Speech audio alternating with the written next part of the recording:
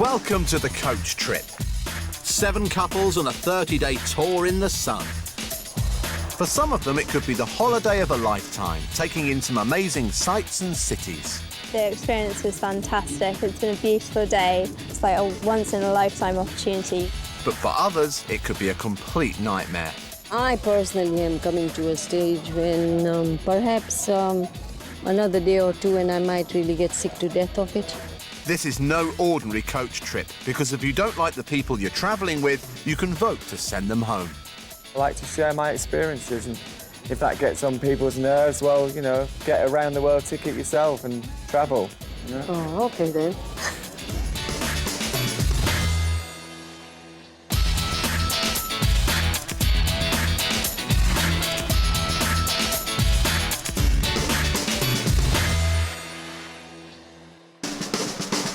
Currently travelling on the coach trip are mother and daughter, Anne and Doris.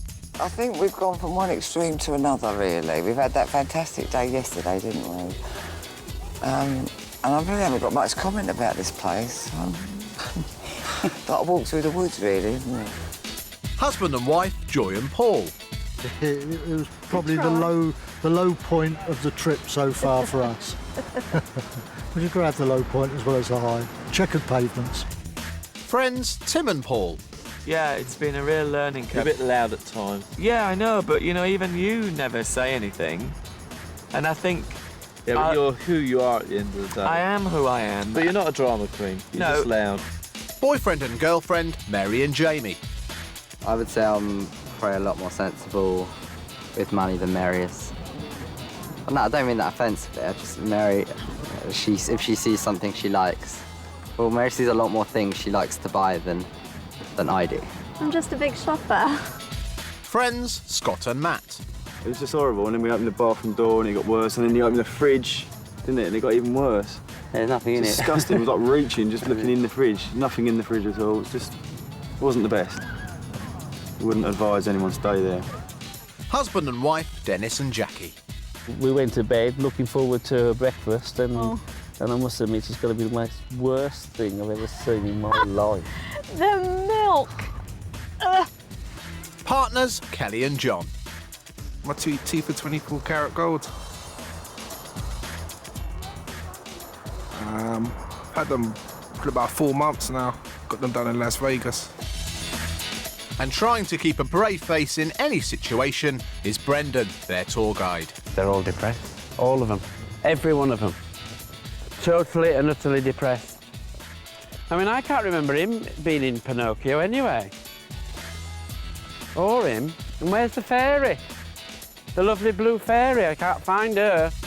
Last time, the coach trip travelled to the Italian city of Lucca, where the passengers were less than impressed with a tour around Pinocchio Park. Beautiful setting. Just bored the hell out of us, didn't it, really? Luckily, in the afternoon, they got to relax on a beach. But Tim discovered he had lost his passport. We've got to get onto the British consul and get him an emergency passport. And at voting time, Tim and Paul got a yellow card. At the end of the day, Brendan introduced the 2 new passengers, John and Kelly, to the group. Cheers, anyway, welcome to Coach Trip. Thank you. And they joined the trip in its final week. It's day 26 of the coach trip.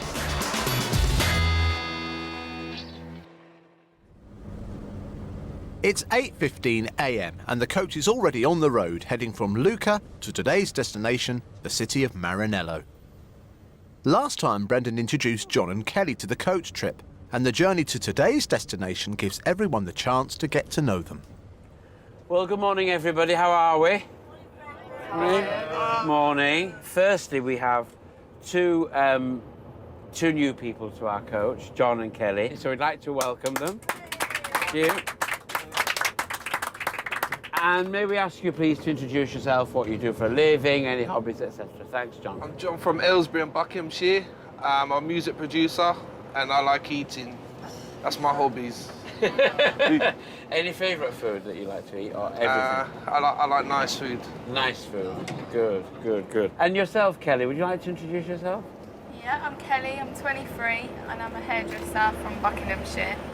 Lovely. And my hobbies are going out with my friends and getting drunk. Getting drunk? Yeah. Oh, well, you'll be in good company with some people on this trip. You won't be able to drink anything on this trip because you'll always have somebody peering over your shoulder. There we are. So, Probably best I don't anyway. counting each and every well, drink. we do have a schedule to stick to, thank you.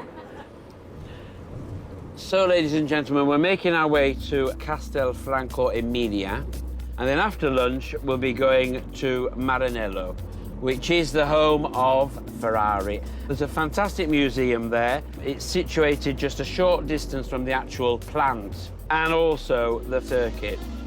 There's also a famous wind gallery which was built in 1997. One of the actual showcases in the museum has all the trophies over the last 50 years and includes those that have been held aloft by Mr. Schumacher. So just sit back, relax, and enjoy the ride.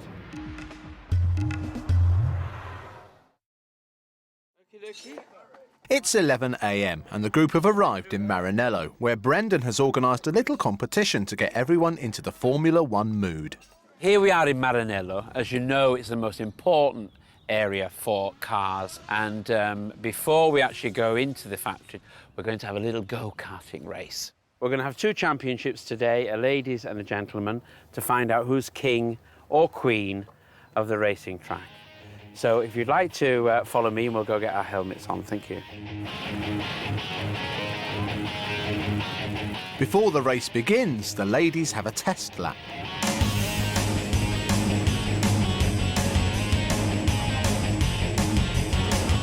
But it seems that's more than enough for Doris. I know, I'm not very comfortable actually. It's just like bloody ton weight on your head, and I think I've got a bit of a donkey here. Well done, Doris. You're too kind. I think my mum's been brilliant just to go, you know, even to attempt to go round, you know, at the start. Yeah, no, good luck to her. Yeah, very proud of her. So as the race begins, it's Mary who takes the lead. Oh, Mary's off. Oh, she's off. Good, great. I told you Mary'd do it.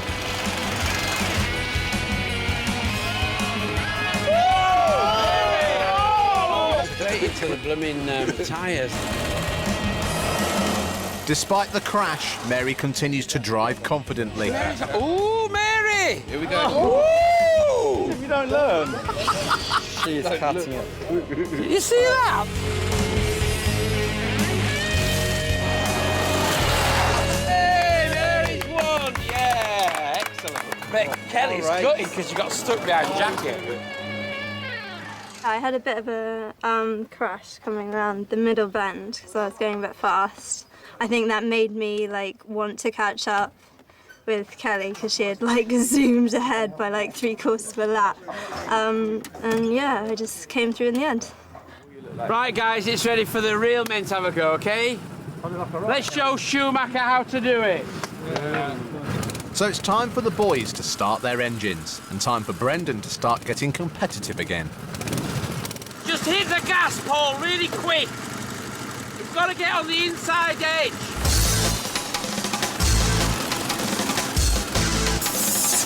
And as the race begins, it's clear the men are taking no prisoners.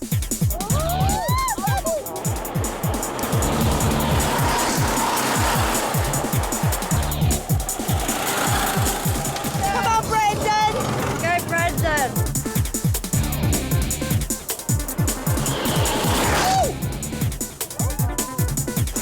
Despite testosterone flying everywhere, Matt speeds into pole position to claim a victory.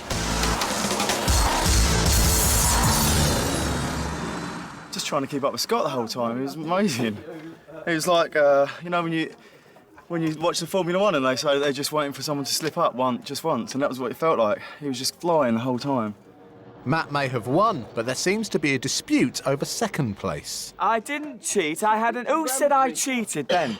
You went right across the track. You rammed me and went across the grass. I did not ram anybody. Oh, they're such sore losers. They really are. I came second. You can't deal with it because you've been beaten by a puff.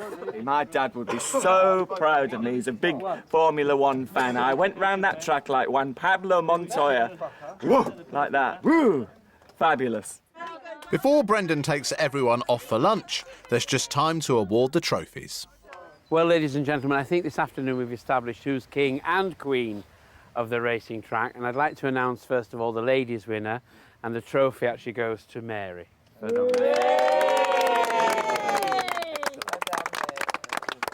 Very good. And the winner of the gentleman's race, or the men's race, goes to Matt first.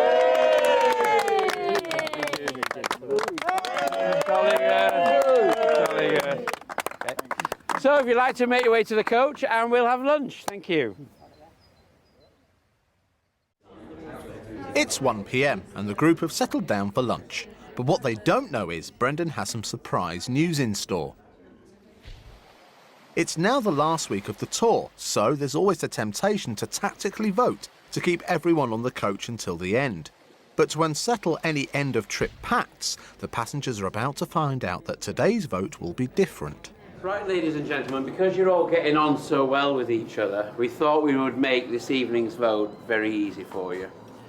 So tonight's vote's going to be anonymous. You'll tell us who you're voting for and your reason why, okay, but you won't tell each other who's voted for who. Okay? Now, obviously, Kelly and John have just joined us, so they'll still be immune from any votes against them, but they can cast a vote against you, okay? So that's what we're going to do this evening. Coming up in part 2, lunch descends into chaos. Why didn't you just get up and walk across and say, look, we're having a problem? I know I did, because I was embarrassed. And the anonymous vote leads to some very honest opinions. We thought it was bad manners, and I hate people whinging about stuff when there's no need for it.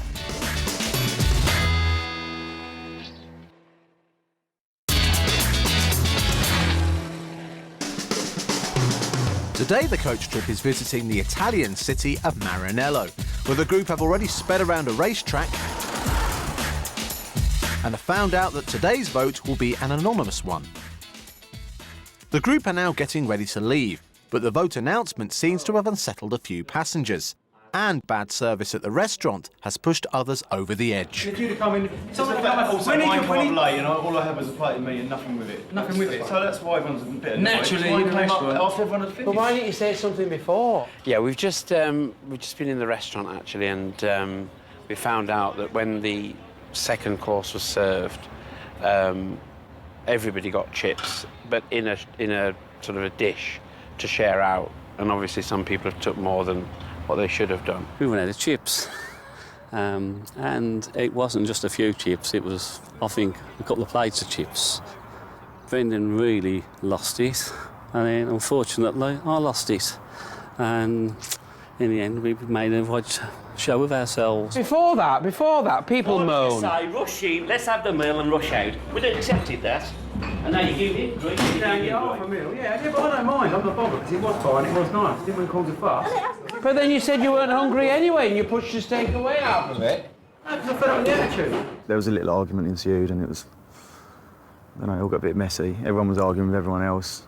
But it was just over rubbish service. I understand how the Australians call us whinging poms.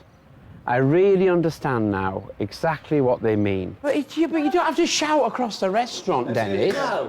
Why didn't you just get up and walk across and say, look, we're having a problem? I know I did, because I was embarrassed for the people who... And I was embarrassed for the lady who sat here, who was having lunch with us, who was Italian. I was disgusted with what went on. I thought that the lack of gratitude and the bad manners was dreadful. I thought Dennis was disgraceful for a man of his age to carry on like he did and whinge about something when, you know, we've been looked after so well. I thought it was disgraceful. No matter what you do, whether we bring the moon down tonight, it'll be the wrong colour. I'm sure. It'll be blue instead of green or red or purple or whatever. Bloody moan this and moan that and whinge this and whinge that. It's all they bloody do. And I'm sick of it.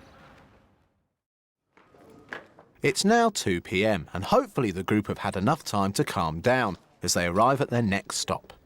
So here we are at the Ferrari factory and museum, and we're going to have a lovely tour of the actual factory. And the organiser has gave us special permission for our guys to actually sit in one of the classic Ferraris. So, you know, it's not ever done, ever, ever, ever, ever. But because it's coach trip, they're going to do it for us.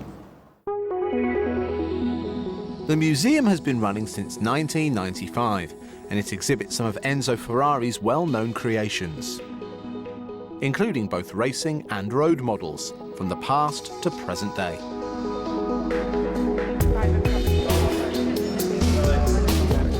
We could be the next Thelma and Louise. But we won't drive over the mountain at the end. I mean, I'm not really a car person, but the Ferraris were really something. I've done car racing myself before, production racing.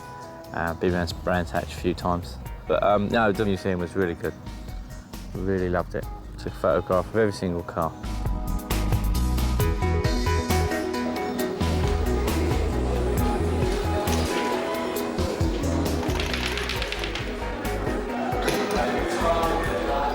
I'm in the pits.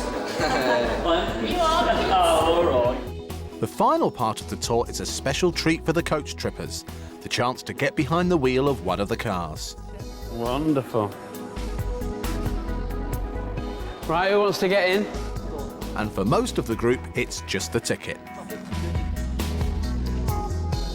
Just doing one of these. Turbo on the back, caravan roof, rattling Caravan well away, down to wouldn't we? Western.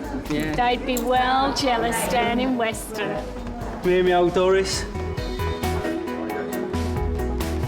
I can't get used to where the gear stick is, though, I think. Sorry, Doris. How was that? It was great, wasn't it? Oh, that was fantastic at the end. It's another thing my grandsons are going to be really envious of. Amazing car, isn't it? God, I bet it purrs like a leopard. Because I'm sure it's as quick as one. Although John isn't as impressed. I found it pretty boring, to be honest. If it was a Bentley garage, then I'd have been in my element and I'd have probably loved it a lot more than I did. This big and red and a bit boring. Oh my God. Oh, this would be divine. After today, I would love to just get in this and drive off for an hour somewhere up into the hills, you know, to some little Italian pizza place or pasta place and just have something to eat and then just drive back, rejoin the coach. It seems Brendan's looking for a way out, as he's still not over the moon with certain members of the group. Sometimes the boys, for example, and Paul can be so ignorant, really, and they just show us up. And also, I get so embarrassed. You know. But these sort of things make up for it, you know.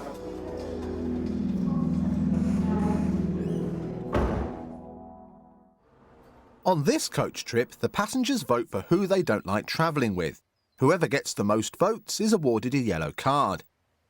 If they get another yellow card on the trip, it becomes red and they are sent home and replaced by a new pair.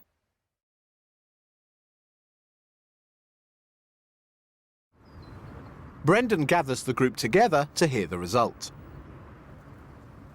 Well, good evening, ladies and gentlemen. Here we are at Maranello, and it's time for another vote.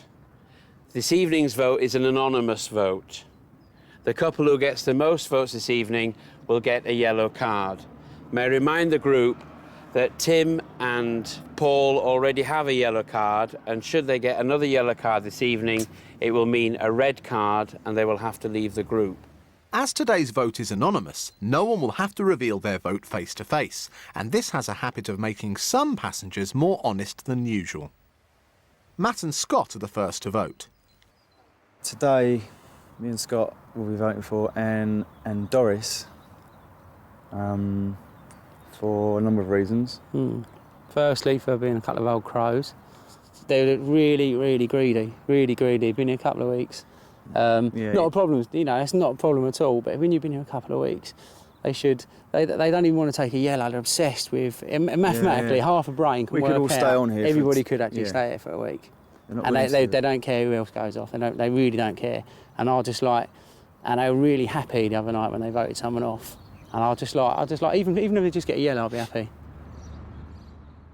Today, with deep regret, we're voting for Anne and Doris. We have got on really well with them throughout the trip, and Anne has really looked after me, but I think she thinks that I'm one of her children in the school, and you know, I just want to enjoy it. I don't want my mum on holiday with me. Our vote today is Anne and Doris. Last night, she voted against Scott and Matt for being allowed again on the coach. And I just thought that was a bit, hypocritical. Today we are voting for Dennis and Jackie. The dinner fiasco, I thought was bad. Enjoyed it, didn't you? Yes, it I upset did. you. And, we thought it was bad manners, and I hate people whinging about stuff when there's no need for it. Today we're voting for Jamie and Mary. One of the main reasons we're going to vote for them is because they don't seem to integrate into the group as much as the rest of them. They're more quiet and shy away from talking and stuff. So we're going to vote for those two. Today we're voting for Doris and Anne. We haven't really spoken much to Doris on the trip. She seems to not really put the effort in with us. I just don't feel that we have much in common with her, and she doesn't seem very keen to talk to us as a couple or individually, really. Today we're going to vote for Dennis and Jackie.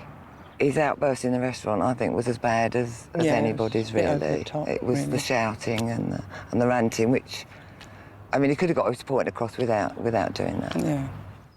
So with all the votes cast anonymously, no one knows who's got the yellow card. It's time for Brendan to put the group out of their misery.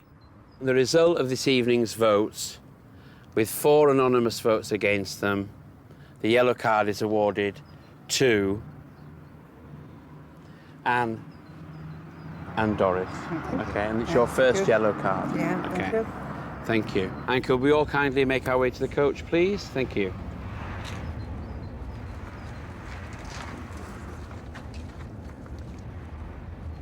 I think it's much harder getting it when it's an anonymous vote, because obviously you can't have a comeback at people either, whereas obviously, normally we're entitled to, to reply, which obviously we can't. Yeah. It will make us a bit suspicious now, but we'll just carry on voting for who we want to vote, and that's it, isn't it? Yeah, won't change anything. No, it won't change anything, really. Next time on Coach Trip, the group head to Modena, where they taste some balsamic vinegar. Very strong. And then sing their hearts out. And at voting time, Doris and Anne get a chance to bite back. Play the game, Doris. Yeah, and you. Jesus. Yeah, Jesus.